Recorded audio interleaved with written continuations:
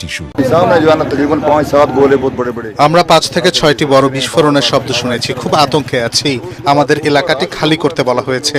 এই হামলা ভারতের দিক থেকে আসছে।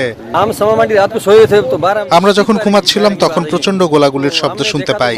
মসজিদের মাইকে ঘোষণা আসে আমাদের যত তাড়াতাড়ি সম্ভব এলাকাটি খালি করার। ভারতীয় সশস্ত্র বাহিনীর দাবি, জম্মু কাশ্মীরে সন্ত্রাসীদের ঘাঁটি লক্ষ্য করে হামলা চালিয়েছেন তারা। বেসামরিক নাগরিক তাদের টার্গেট নয় বলেও বিবৃতিতে জানায় দিল্লি। এর কিছুক্ষণ পরই ভারতের হামলার পাল্টা জবাব দেওয়া শুরু করে পাকিস্তান। ভারত শাসিত কাশ্মীরের দুধনিয়াল চেকপোস্ট ও সেনাবাহিনীর একটি ব্রিগেড সদর দপ্তর ধ্বংস এবং 5টি যুদ্ধবিমান ভূপাতিতের দাবি করেছেন পাকিস্তানের প্রতিরক্ষামন্ত্রী।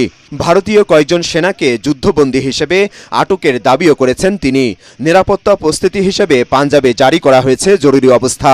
পাল্টাপাল্টি হামলার ঘটনায় কাশ্মীরের রাজধানী শ্রীনগরের প্রধান বিমানবন্দর সহ উত্তর ভারতের বেশ কিছু এয়ারপোর্ট বন্ধ ঘোষণা করা হয়েছে।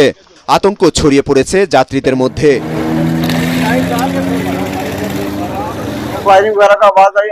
গুলির শব্দ শোনার সঙ্গে সঙ্গে আমরা সবাই জেগে উঠি। আমি আমার বন্ধুকে বাড়ি ছেড়ে চলে যেতে বলি। আমাদের জীবনের হুমকি বেড়ে গেল। জানি না এখন কি হবে। ভারতের এই ভুলের কড়া মাসুল দিতে হবে বলে সতর্ক করেছে পাকিস্তানের সেনাবাহিনী। अहमदपुर ईस्ट में আমাদের 6টি স্থানে 24টি আঘাত হেনেছে ভারত।